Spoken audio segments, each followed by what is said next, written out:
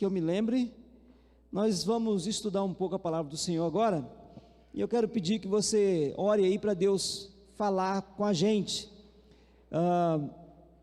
Se Deus não falar, nada vai acontecer, porque é o Espírito Santo quem convence cada um de nós do pecado, da justiça e do juízo.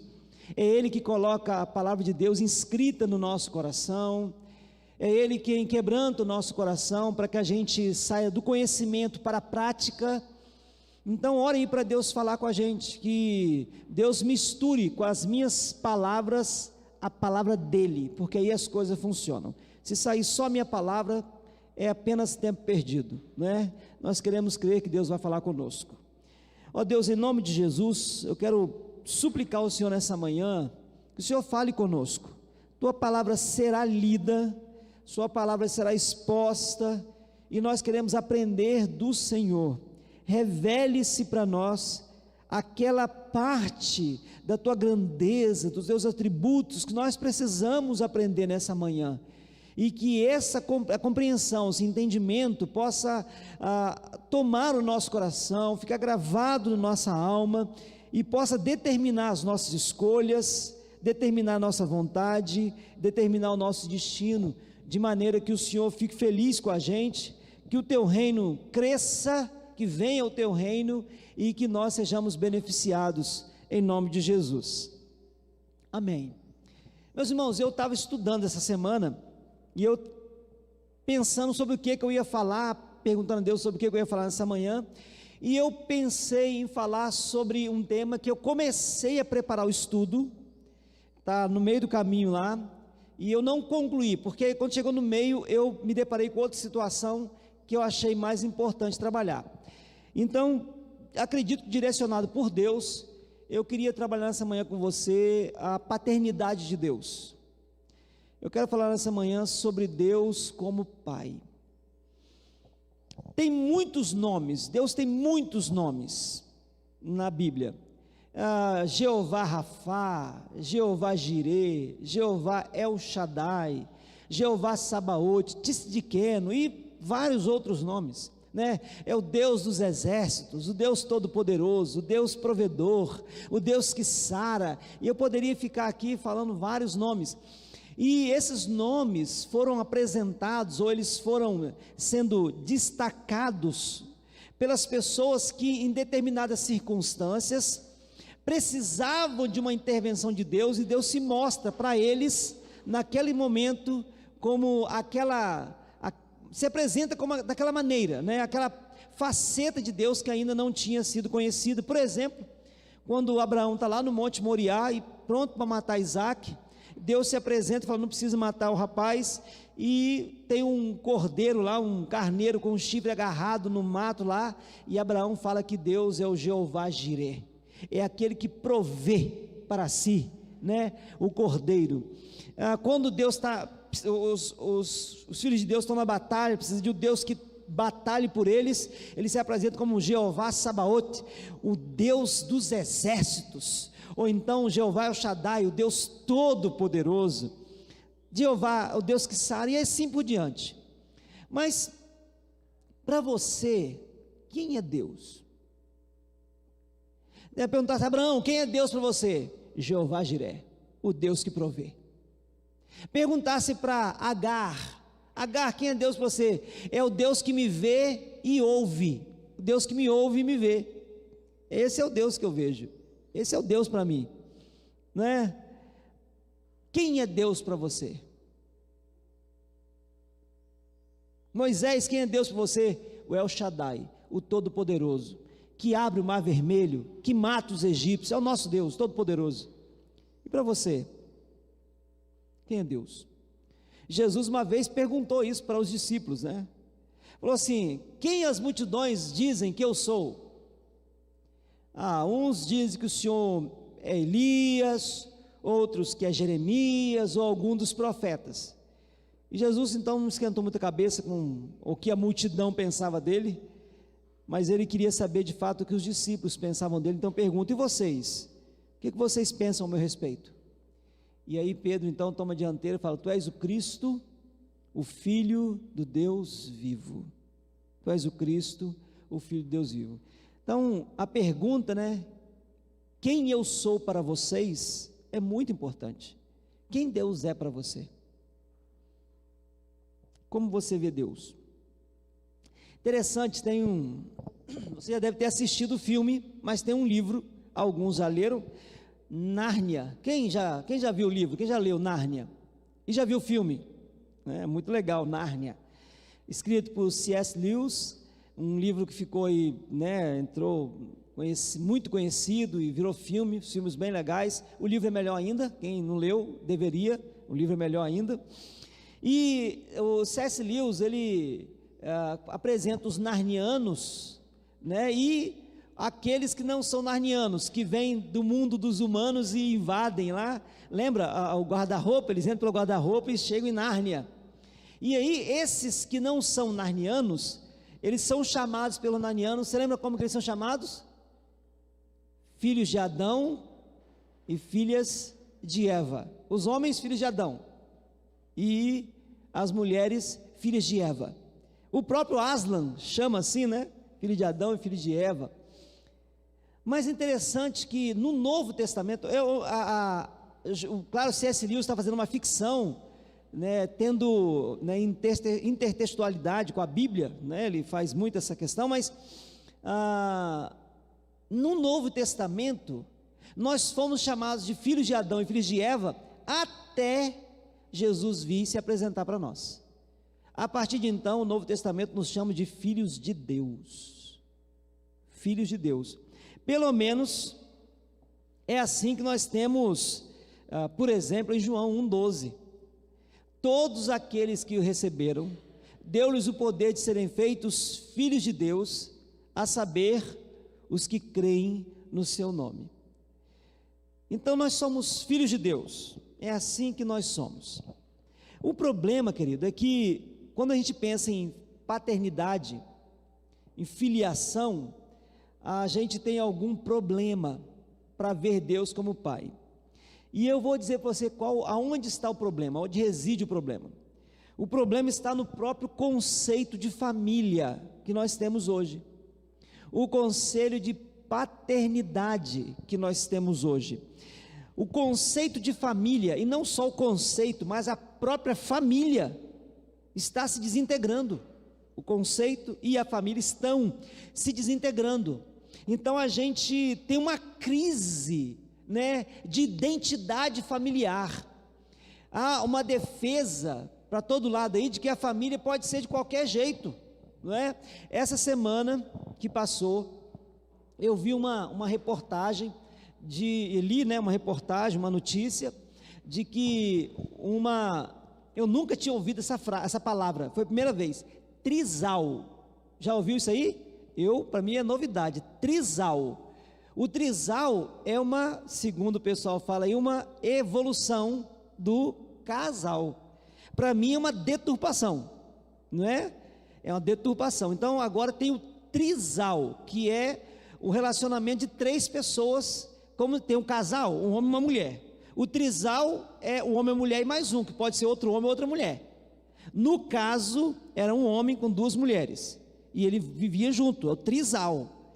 E eles agora, teve filho com uma e teve filho com a outra. As 2 têm filho com o rapaz, com o moço, mas eles moram todos juntos, a família é só. E aí, ele está pleiteando na justiça o registro de um pai e 2 mães para cada filho. Veja você. Então vai ter no registro lá, pai fulano de tal, mães, né? Então pleiteando, não sei se vão conseguir. Será que vão? O doutor aqui falou que vão, né? Não sei, assim, mas por você ter uma noção como é que o negócio está assim, louco, está louco, né? Você ouve falar assim, morreu o artista fulano de tal e o seu marido, olha só.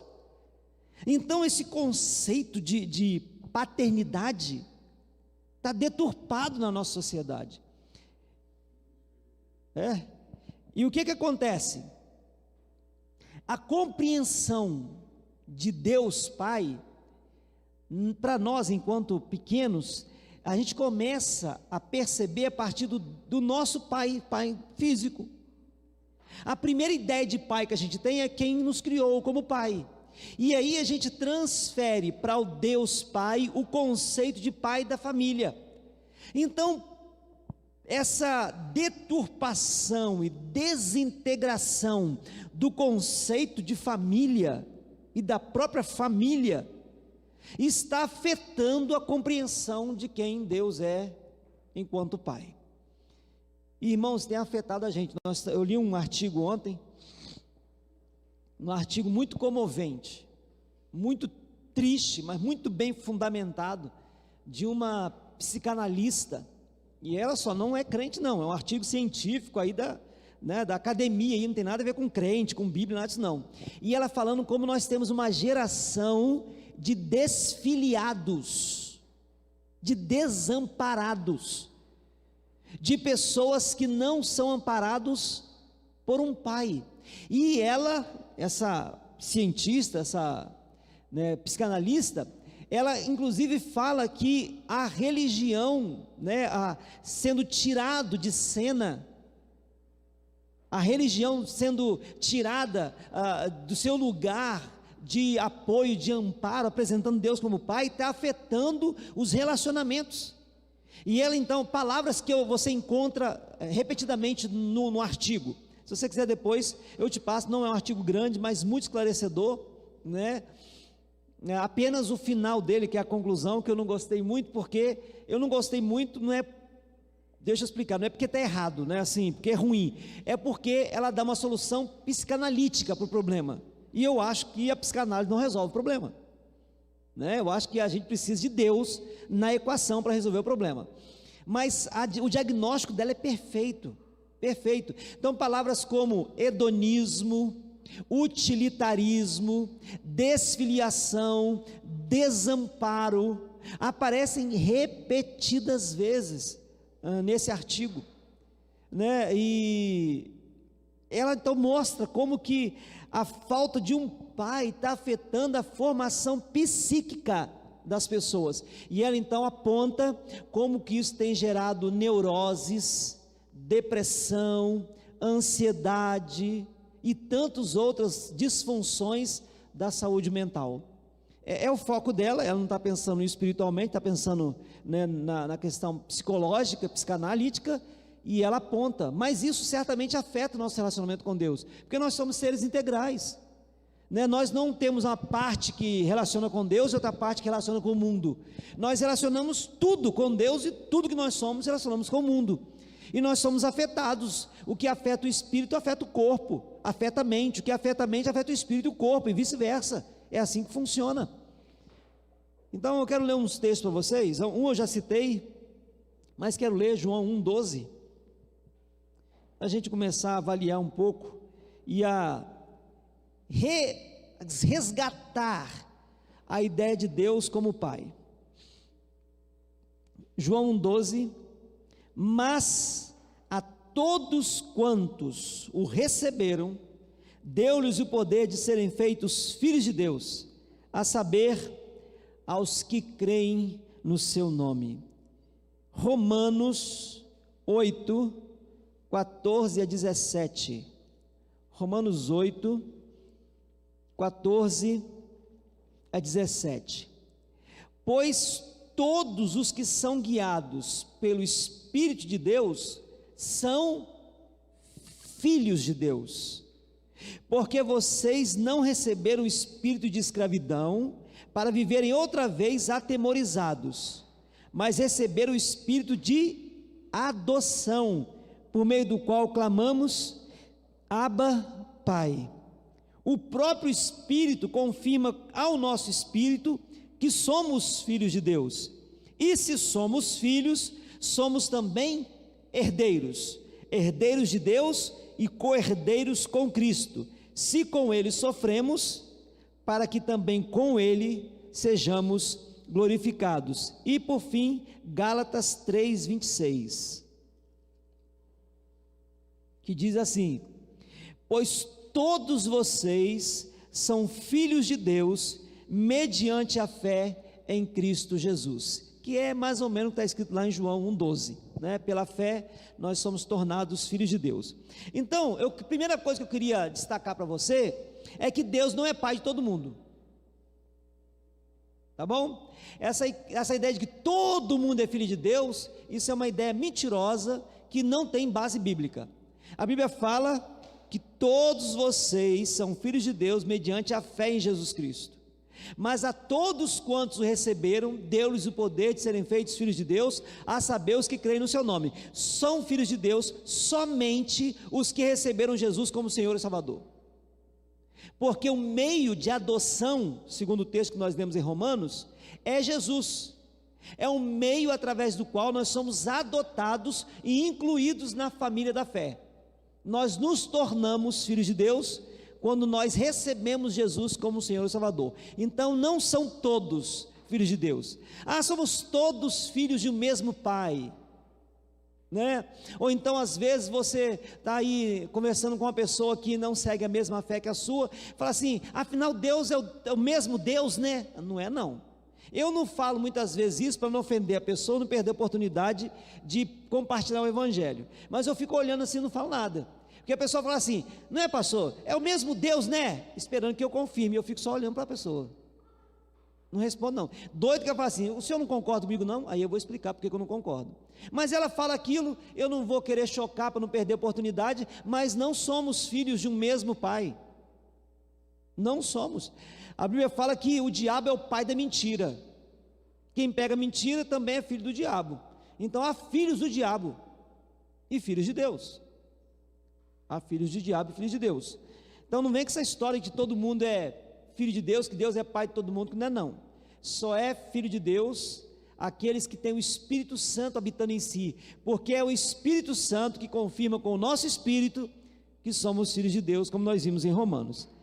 Jesus fala para os seus discípulos, e isso é estendido a nós, que nós somos filhos de Deus. Por exemplo, Mateus, eu vou citar, irmãos, bastante versículo hoje, então se você quiser manter sua Bíblia aberta, sua Bíblia ligada, né?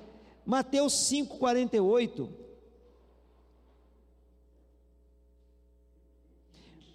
portanto, sejam perfeitos, como perfeito é o Pai de vocês, que está no céu.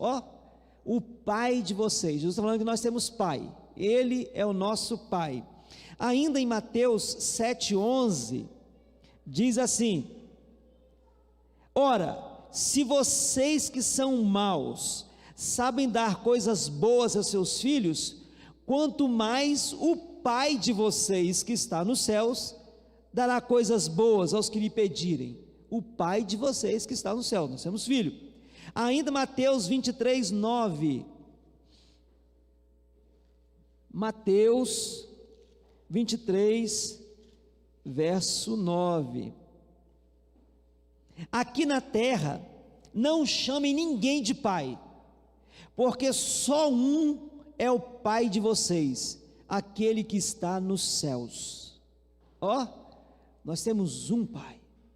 Não está falando aqui para você não chamar seu pai terrestre de pai, não é isso não, seu pai terreno, não é isso não. O pai natural é pai, não é isso que Deus está falando. Ele está falando o seguinte, que eles chamavam qualquer Deus de pai. Falando, não, só existe um, pai só existe um, que é Deus. Ele é pai. E João 20:17,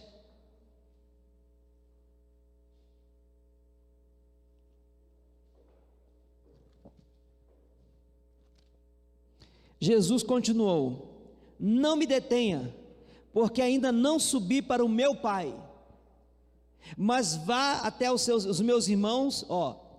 Acho muito legal esse texto aqui. Vamos começar. Não me detenha, porque ainda não subi para o meu Pai. Jesus falando, Ele é meu Pai. Vá até os meus irmãos, que legal, legal isso aqui, e diga a eles, subo para o meu Pai e o Pai de vocês, para o meu Deus e o Deus de vocês. Nós somos irmãos de Cristo, Ele é o nosso irmão mais velho, é assim que a Bíblia coloca, Ele é o nosso irmão mais velho, extraordinário isso. Então Ele nos chama de irmãos, todos aqueles, por isso que a gente chama a pessoa de irmão, e é irmão, né? aquele que entregou a vida a Jesus é irmão. A gente fala assim, não, somos todos irmãos. Dá uma pinóia, como diria minha avó, pinóia que somos todos irmãos. Irmão é quem entregou a vida a Jesus, somos todos irmãos, aqueles que são servos de Deus em Jesus Cristo nosso Senhor. Há outros textos que falam que nós somos filhos de Deus, e eu queria mostrar para você que esse conceito, embora não tão bem desenvolvido, está presente no Antigo Testamento. Lá em Salmo 68,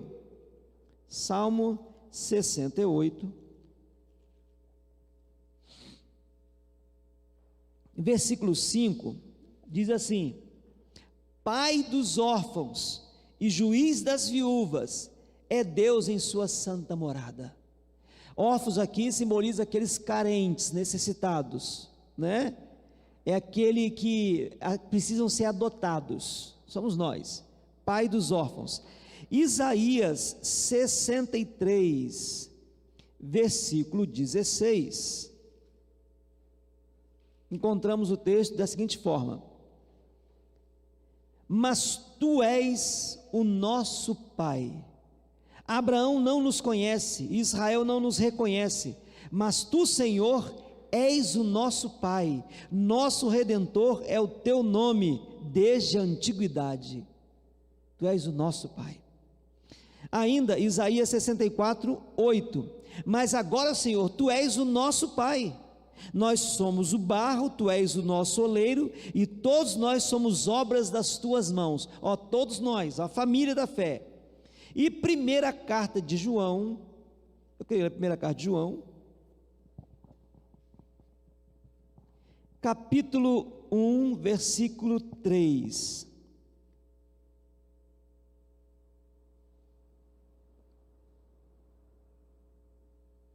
Espera um pouquinho, irmãos, eu acho que é 3:1. 3:1, não é 1:3 não, 3:1.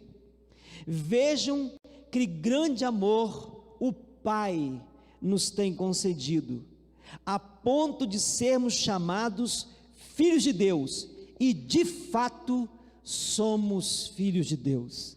Que versículo abençoado, que versículo abençoado. Só que para você entender Deus como Pai, você precisa entender a natureza dele. Qual é a natureza de Deus? Falar sobre a natureza de Deus é um desafio enorme, porque nós só temos flashes daquilo de quem Deus realmente é. Nós não sabemos toda a inteireza de Deus, jamais saberemos.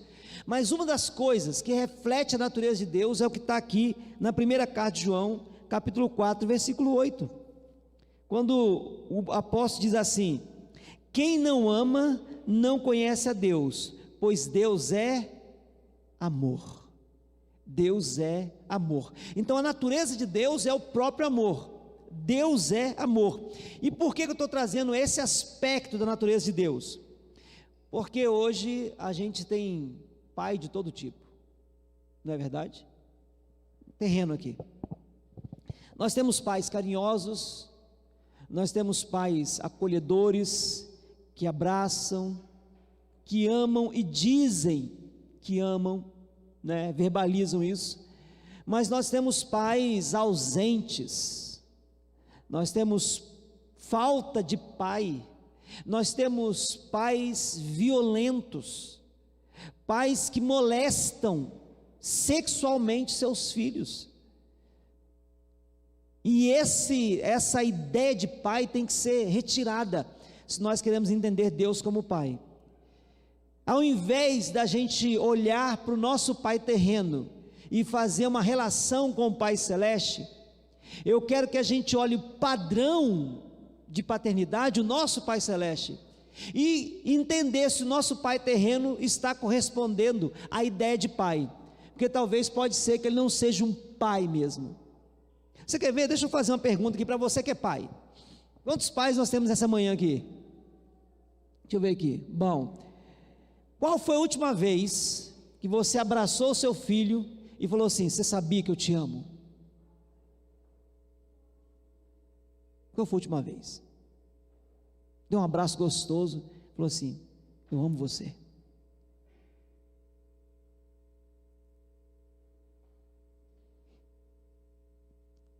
E filho, qual foi a última vez, filho, que você recebeu um abraço do seu pai E ele olhou para você e falou assim: meu filho, eu queria que você soubesse que eu te amo. Qual foi a última vez que seu pai fez com você? Tem filhos que nunca ouviram isso do pai. Nunca ouviram. Mas o nosso Pai Celestial, o padrão de paternidade, Ele não apenas diz que nos ama, Ele prova o seu amor para conosco, em que Ele nos recebe, nos aceita, sendo ainda nós pecadores. Então, eu queria falar para vocês alguns aspectos, algumas características da paternidade de Deus, ou de Deus enquanto Pai. Deus como Pai. Primeira característica, Ele é um Pai que ama, porque Ele é amor, e é um Pai que espera os seus filhos, cheio de compaixão. E qual o padrão, qual a referência bíblica que nós temos para isso? É aquele pai do filho pródigo. Você lembra bem a história? Está lá em Lucas 15, a partir do versículo 11. O texto fala que havia um pai que tinha 2 filhos. Não é verdade? Um filho mais novo chegou ao pai e falou: pai, eu queria a minha parte da herança, que eu quero ir embora. E pegou, o pai deu, triste, né, com o coração partido, entregou a herança e o filho vazou. E o filho gastou tudo que tinha, tudo, viveu na miséria, a ponto de trabalhar com porcos e comer, desejar comer a comida dos porcos, até que ele caiu em si. O texto fala, caiu em si, e ele falou assim: tantos trabalhadores do meu pai comem do bom e do melhor, e eu aqui passando essa miséria, já sei o que eu vou fazer, vou voltar para a casa do meu pai, mas nem vou pedir para ele me tratar como filho. Olha só que negócio interessante. Esse é o pensamento do filho, porque ele sabe que não merece ser filho. Depois de tudo que ele fez, ele não merece ser filho. E ele fala assim: mas eu vou falar, pai, eu pequei contra Deus, pequei contra o Senhor, fiz o que era errado, não precisa nem me tratar como filho, mas permita que eu seja pelo menos um trabalhador da sua seara aqui, porque vai ser melhor do que a vida que eu estou vivendo. Estar perto de você, mesmo não tendo o Senhor como pai, é a melhor coisa que tem. E aí ele volta, e ele então, quando aparece, a ideia de fazenda que nós temos hoje, né, é uma casa grande, com aquela estrada, aquela porteira lá na frente. Nós não sabemos se era essa mesma ideia lá, eu acho que não, mas o texto fala que de longe o pai viu o filho vindo. Será que esse pai todo dia ia lá, de repente olhava ver se o filho estava chegando? Será que tinha algum servo ali responsável para ficar vigiando a estrada, ver se o filho aparecia? Sei lá. Acontece que quando o filho apareceu longe, o pai estava lá olhando, e o texto fala que o pai corre em direção ao filho. E o filho então, quando o pai vem chegando perto, fala assim: pai, eu queria falar com o senhor que eu pequei contra Deus, contra o senhor. Quando ele está falando ainda, o pai joga-se no pescoço dele, abraça gostoso, dá um beijo, chama o servo e fala dele assim: mata o novilho mais cevado que tem lá, porque este meu filho estava morto e reviveu, estava perdido e foi achado, e dá uma festa, dá um banho nele, coloca roupa nova, coloca o anel, coloca a sandália, é meu filho. E representa então o caráter de Deus como pai. Um pai que ama perdidamente, e espera apaixonadamente, com compaixão no coração, o retorno do filho. Nosso pai é um pai que ama e espera, cheio de compaixão. Sabe o que é, irmãos? A gente peca às vezes, e a gente tem medo de voltar para Deus, porque a gente acha que vai ser tratado como um pai, né? A gente tem histórias e mais histórias, né? Cada uma mais horrível que a outra, aí nas redes, aí nas reportagens, de pai que mata filho, que espanca filho, cada coisa horrível, não é? A gente, de pai que maltrata, que queima os filhos. O filho tem medo do pai, tem pavor do pai, se esconde do pai, e às vezes a gente trata Deus da mesma forma, que a gente acha que ele é como o nosso pai. Não, irmãos, essa parábola do filho pródigo apresenta Deus como pai que ele é mesmo. Ele ama e espera, cheio de compaixão. você não pode esquecer que Deus não muda, Ele tem o mesmo amor, a mesma compaixão, Ele te espera do mesmo jeito. Além disso, Deus, como Pai, disciplina os seus filhos. Eu sabia que ia ter uma coisa ruim nesse negócio, estava bom demais para ser verdade, mas você está equivocado se você entende disciplina como um castigo para poder ir às forras, ou para poder expressar toda a raiva que uma pessoa tem, né? Aquele pai que disciplina com raiva. Eu já vi filho falando assim: não, meu pai, assim, o que estava na reta tacava em mim, né? O que estava na reta tacava em mim. Já vi filho falar assim. Não, eu já vi filho falar que o pai batia com um chicote e batia em cavalo, né? Eu não sei se esse nome, essa palavra que eu vou falar é conhecida aqui, mas lá em Marataízes eles falavam gurumbumba. Já ouviu falar nisso aí? Gurumbumba? Eu vou falar? Era uma vara de uma árvore muito especial que tem no mato aí, lá em Marataízes tem, que eles usavam para bater em cavalo. O negócio não quebrava por nada, mais grosso que meu dedo assim, ó, batia em cavalo. E o cara falava assim: meu pai me batia de gurumbumba, ou então de umbigo de boi. Já viu? Eles pegavam um umbigo de boi, secavam o umbigo de boi. Quem já viu disso? Quem já viu? Umbigo de boi. E batia no menino de umbigo de boi. Negócio violento, mas matava o filho. Isso não é disciplina, isso é qualquer coisa. Isso é expressão de raiva, é uma punição sem expectativa de melhora. Não é disciplina. A disciplina visa restauração, a disciplina é fruto de amor, porque lá em Hebreus capítulo 12,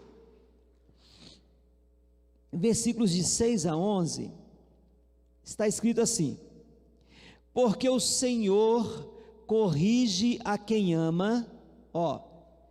A correção de Deus é prova de amor, porque Ele corrige a quem ama e castiga todo filho a quem aceita. Presta atenção, se você ainda não foi disciplinado por Deus, é porque você não é filho, porque todo filho que Ele tem, Ele disciplina. É para a disciplina que vocês perseveram. Não é pela disciplina, é para a disciplina. Deus os trata como filhos. E qual é o filho a quem o pai não corrige? Mas se estão sem essa correção, da qual todos se tornaram participantes, então vocês são bastardos e não filhos. Ou seja, se você não foi disciplinado por Deus, você, lamento, não é filho. Além disso, tínhamos os nossos pais humanos que nos corrigiam e nós os respeitávamos. Será que então não nos sujeitaremos muito mais ao Pai espiritual para vivermos? Pois ele nos corrigiam, os pais humanos, por pouco tempo, segundo melhor lhe parecia. Deus, porém, nos disciplina para o nosso próprio bem, a fim de sermos participantes da sua santidade. Na verdade, toda disciplina, ao ser aplicada, não parece ser motivo de alegria, mas de tristeza. Porém, mais tarde, produz fruto pacífico aos que têm sido por ela exercitados, fruto de justiça. Então, todo filho de Deus é disciplinado por Deus, como diz o versículo 10 aqui, para que você possa participar da santidade de Deus, e como diz o versículo 9, para que você possa viver. Para que você possa viver. Deus nos disciplina para que nós tenhamos relacionamento com Ele, porque Deus, eu preguei semana passada, Deus não caminha com infiéis, não, Ele caminha com filhos, e quando Ele disciplina é para que você possa participar da santidade dEle, porque Deus não caminha com pessoas impuras. É por isso que nós temos que ser santo, como é santo aquele que nos salvou. Provérbios capítulo 3, versículos 11 e 12, Provérbios 3, 11 e 12,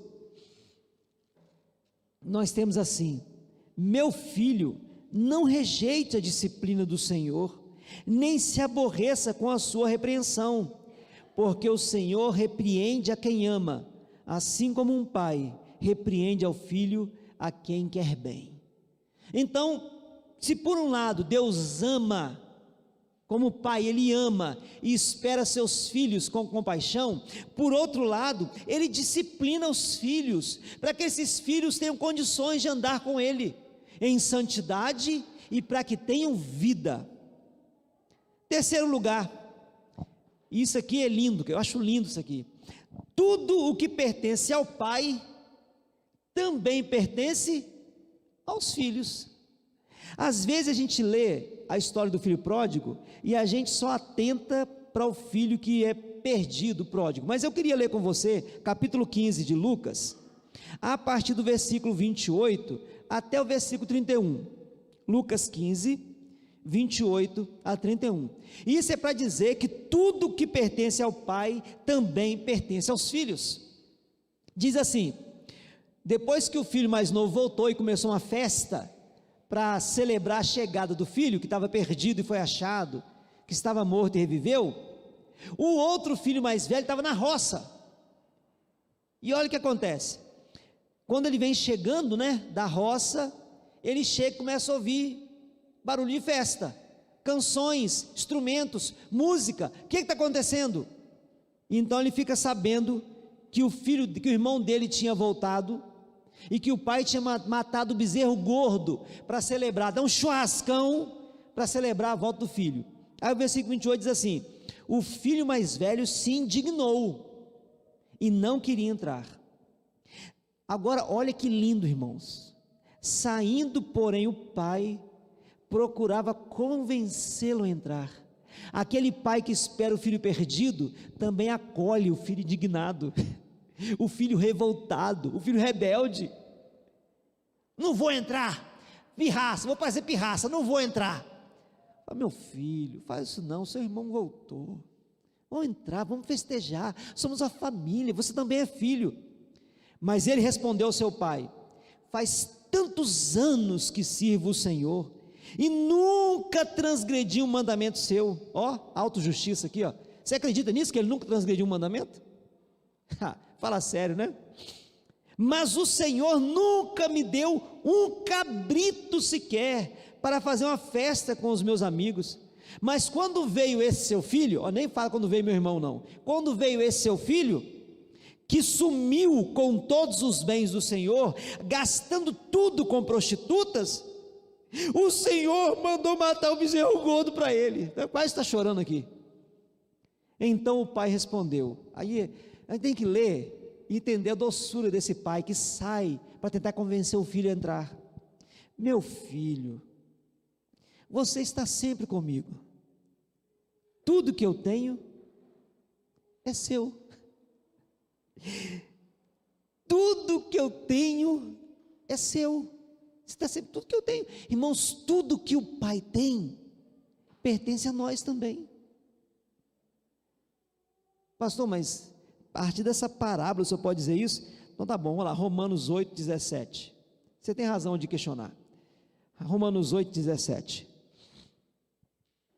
está escrito assim, nós lemos, já vou ler de novo: e se somos filhos, somos também herdeiros, herdeiros de Deus e co-herdeiros com Cristo. O que é co-herdeiro? É que herda com, quer dizer, tudo que Jesus herdar, nós também herdaremos, se com ele sofremos, para que também com ele sejamos glorificados.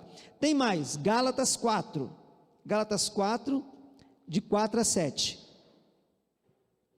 mas quando chegou a plenitude do tempo, Deus enviou seu filho, nascido de mulher, nascido sob a lei, para resgatar os que estavam sob a lei, a fim de que recebêssemos a adoção de filhos. E porque vocês são filhos, Deus enviou o Espírito de seu Filho ao nosso coração, e esse Espírito clama: Abba, Pai. Assim você já não é mais escravo, porém filho, e sendo filho, também é herdeiro por Deus.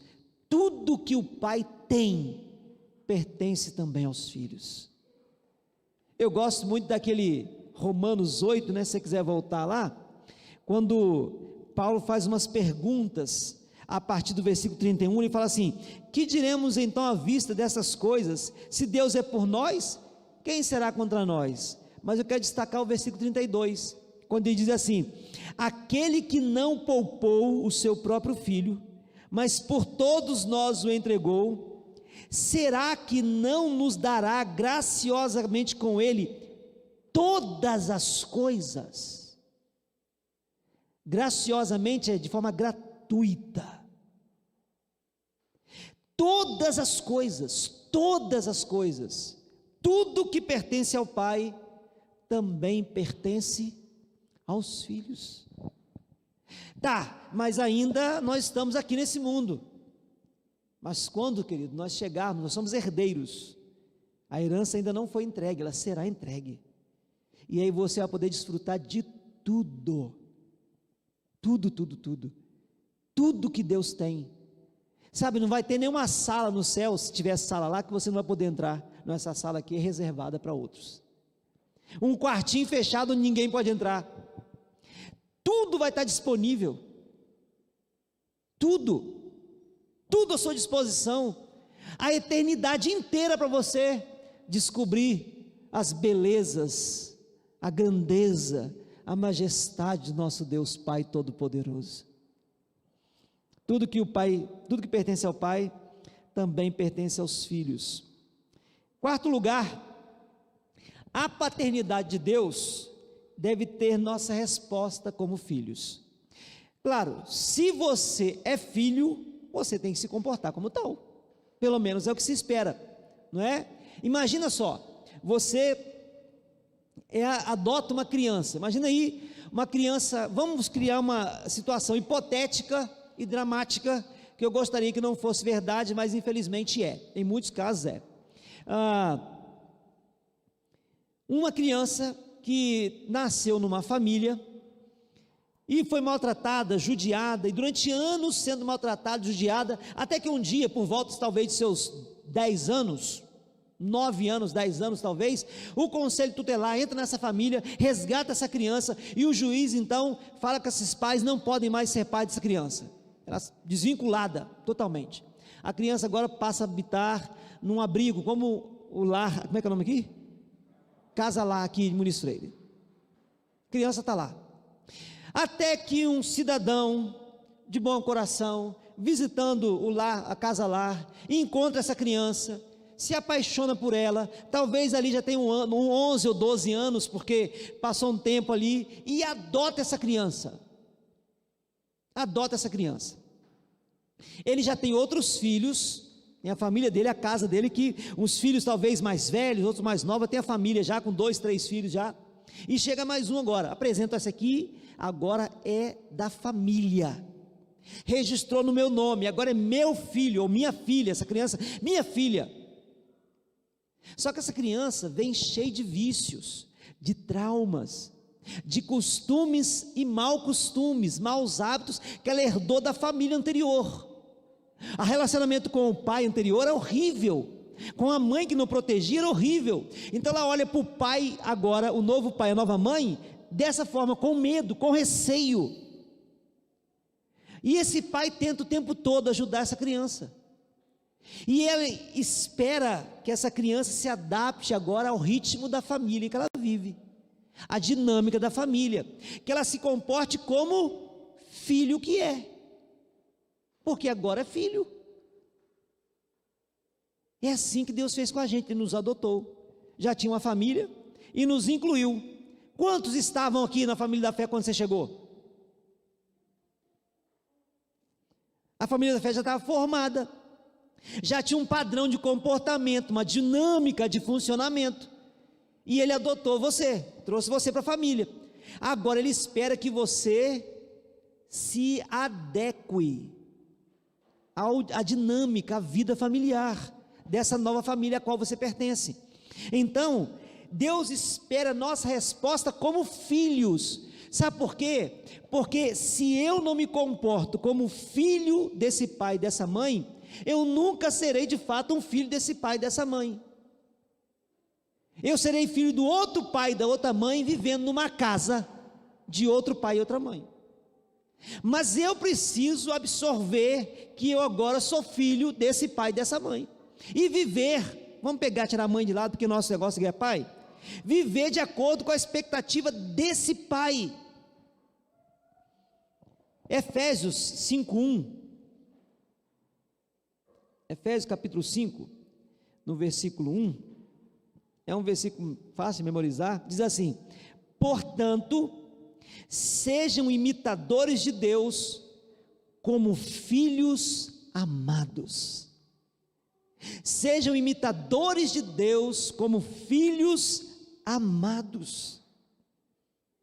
Filipenses capítulo 2, Filipenses 2, de 14 a 16, diz assim: façam tudo sem murmurações nem discussões, para que sejam irrepreensíveis e puros, filhos de Deus inculpáveis, no meio de uma geração pervertida e corrupta, na qual vocês brilham como luzeiros no mundo, preservando a palavra da vida. Assim, no dia de Cristo, poderei me gloriar de que não corri em vão, nem me forcei inutilmente. Versículo 15: para que sejam irrepreensíveis e puros, filhos de Deus inculpáveis, no meio de uma geração pervertida e corrupta. Você está no meio disso aí, mas você é diferente agora, você é filho de Deus, e você precisa responder como filho de Deus, viver como filho de Deus. É para isso que Ele te resgatou, e é para isso que Ele nos disciplina, para que a gente viva como Ele quer que a gente viva, como filho de Deus. Então nós precisamos dar uma resposta para Deus de filhos. Se Ele nos adota, nós precisamos viver como filho que somos. Por fim, temos um Pai que conhece e supre as nossas necessidades. Irmãos, isso é lindo demais. É lindo demais. Nós lemos em Mateus, eu quero voltar, e eu li de propósito, né? O Mateus capítulo 6, eu queria voltar a ele agora. Mateus capítulo 6, e eu quero ler a partir do versículo 5. Versículo 5, capítulo 6, versículo 5 de Mateus. E quando orarem, não sejam como os hipócritas, que gostam de orar em pé nas sinagogas e nos cantos das praças, para serem vistos pelos outros. Em verdade lhes digo que eles já receberam a sua recompensa. Mas ao orar, entre no seu quarto e, fechada a porta, ore ao seu Pai, que está em secreto, e seu Pai, que vê em secreto, lhe dará a recompensa. Primeira coisa, embora você não veja, o seu Pai te vê. É o que Agar disse: Ele é o Deus que vê. Ele é o Deus que vê. Agar estava no deserto com Ismael, ela não viu Deus, mas Deus a viu.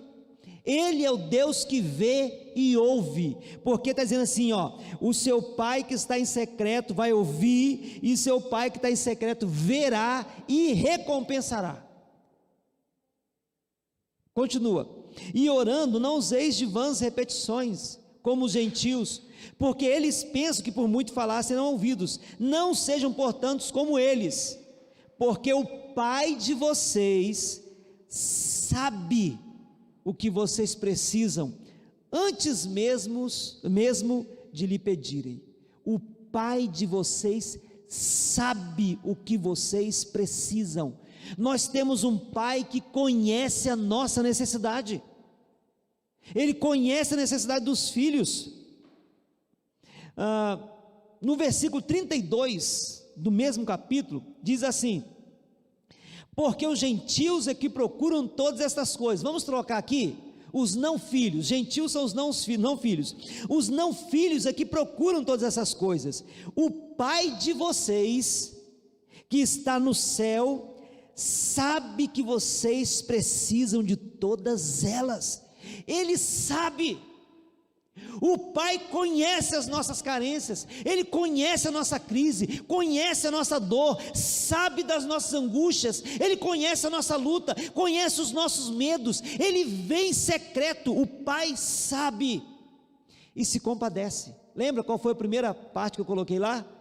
Ele é um Pai que ama e espera os filhos com compaixão. Ele se compadece. Esse é o nosso Pai, irmãos, o nosso papai do céu. Às vezes quando a gente ensina o nosso filho, né, pequenininho, a orar, a gente fala assim, ora aqui, papai do céu, mas depois que a gente cresce, a gente não fala mais assim com o pai, parece que é só criança. Mas quando o texto fala lá que nós temos que clamar, que o Espírito que está em nós nos leva a clamar, Abba Pai, esse Abba, é uma expressão aramaica, aqui está transliterada, não está traduzida, está transliterada. A tradução é um pouco difícil, porque nós não temos uma exata tradução do Abba para o português, mas seria algo mais ou menos assim. Eu lembro do professor meu de grego, né, tentando trabalhar esse texto com a gente, e ele tentou usar diversas formas para tentar esclarecer o que significa, mas o que ficou para mim, é como se a gente falasse assim, papaizinho querido. Essa talvez seja a expressão do Abba, papaizinho querido, e que expressa dentro da palavra, uma ideia de dependência total. É aquele filho que ainda não sabe pronunciar corretamente, mas sabe que depende do pai, então ele fala, Abba, Abba, Abba, dependendo do pai, que supre as suas carências, que tem compaixão, que ama, que se importa, que disciplina para o bem, é o nosso Pai. Lá em Mateus 7, de 7 a 11, peçam e lhes será dado, busquem e acharão, batam e a porta será aberta para vocês, pois todo o que pede recebe, o que busca encontra, e a quem bate a porta será aberta. Ou quem de vocês, se o filho pedir um pão, lhe dará uma pedra? Ou se pedir um peixe, lhe dará uma cobra? Ora, se vocês que são maus, sabem dar coisas boas aos seus filhos, quanto mais o Pai de vocês que está nos céus, dará coisas boas aos que lhe pedirem. Se nós que somos pecadores, tentamos fazer o melhor para o nosso filho, o que você acha que Deus faz, que é puro e perfeito? Um Deus que é amor. Ele não tem amor, Ele é amor. Nós temos amor. Deus é amor, é a natureza dele, amor. Através da paternidade, concluindo aí, através da sua paternidade, Deus nos dá algumas coisas. Primeiro, nos dá identidade. Nós agora somos, né? Eu lembro quando eu lá em Marataízes, ia em algum lugar, você é filho de quem? Eu sou filho do Roberto da oficina. Ah, sim, tudo bem, né? Aqui em Muniz Freire tem isso, né? Fulano de fulano, já vem assim, né? Lembra aí, Ronilson do Semar, Ronilson do Semar do táxi, né? Ronilson do Semar do táxi. Por quê? Está dando identidade. Ah, agora eu sei quem é. Porque a nossa identidade, irmãos, está na família que a gente tem. Ninguém é de chocadeira aqui, né? Ninguém é de chocadeira. Ah, tá, o Edinho do Faé, né? A gente vai relacionando. Fulano de fulano, a gente fala muito isso, né? Fulano de fulano, né? Não sei quem de não sei quem. Eu ouço direto falar em Muniz Freire isso aqui. Deus nos dá identidade. Marcos Aurélio, filho de Deus, do Deus vivo, todo-poderoso. Olha que coisa linda. Eu tenho identidade. Eu tenho identidade, e você também. Filho e filha de Deus. Filho e filha de Deus. Deus nos dá valor, porque agora nós sabemos quem nós somos. Nós sabemos que foi pago um alto preço pela gente. A gente entende que o nosso valor não está nas coisas que adquirimos, ou no nome que nós conseguimos elevar, na nossa reputação, no nosso status, no trânsito que temos na sociedade. Nosso valor está em sermos filhos do Deus Todo-Poderoso, aquele que enviou o seu próprio Filho para morrer no nosso lugar. Ele nos dá proteção e segurança. Ele está sempre presente, é o Pai que nos vê em secreto, o tempo todo, protegendo, cuidando, ali ao lado, nos envolvendo, muitas vezes carregando nos braços. Eu nem lembro se eu era convertido nessa época, mas eu tinha um rapaz que trabalhava na oficina com meu pai, eu trabalhava lá com ele, e a mãe dele tinha um bar, e uma vez eu fui na casa dele, o bar na frente da casa assim, a mãe dele tinha colocado uma música para tocar, e eu não sei quem canta essa música, eu nunca mais ouvi essa música, mas eu lembro de ter guardado a letra e a melodia, e a música, a letra mais ou menos assim: o sonho que tive essa noite foi um exemplo de amor, sonhei que na praia deserta eu caminhava com nosso Senhor.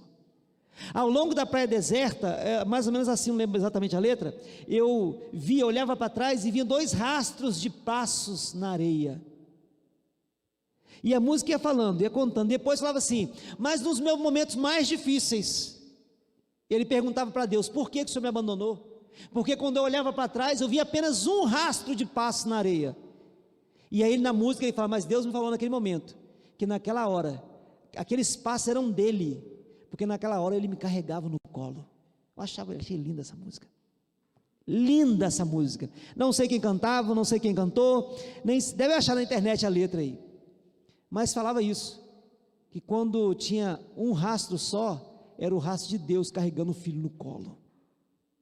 Ele é um Deus que protege, um Deus que dá segurança. Afinal de contas, Ele não é só o nosso Pai, Ele é o Deus dos exércitos, é o Deus Todo-Poderoso, é o Senhor dos senhores e o Rei dos reis, aquele que vive e viverá eternamente, e nos levará para estar com Ele para sempre. Nem a morte pode ir contra a gente. É por isso que Ele falou assim, nem as portas do inferno podem ir contra você. É porque quando nós vamos, Ele vai na frente, querido, e não tem quem pare Deus, porque operando Ele ninguém impede. Esse é o nosso Pai. Tem medo de quê? Ele nos dá família. Primeira carta de Pedro, nós estamos estudando, né? Não chegamos lá ainda não, mas na primeira carta de Pedro, no capítulo 5, no versículo 9,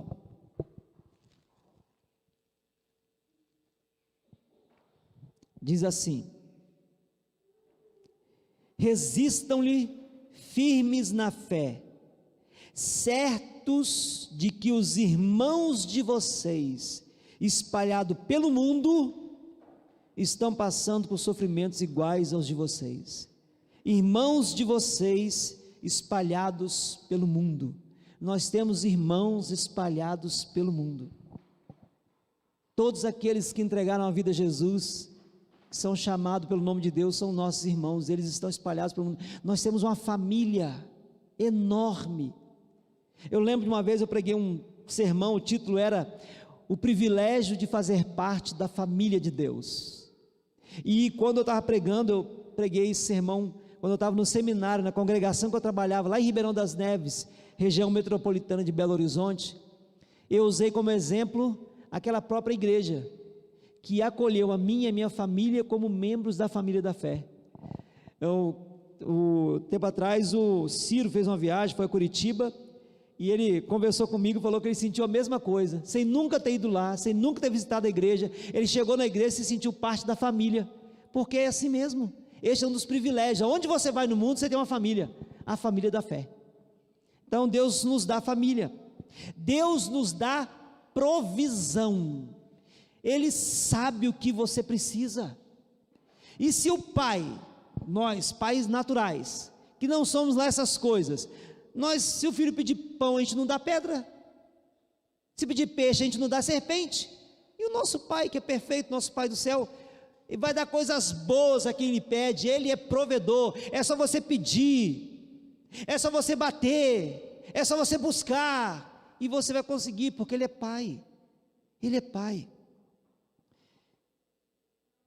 e Ele nos dá um destino final seguro. E eu termino lendo Apocalipse 21, 7. Apocalipse 21, penúltimo capítulo da Bíblia, né? 21, versículo 7, que diz assim: o vencedor herdará estas coisas.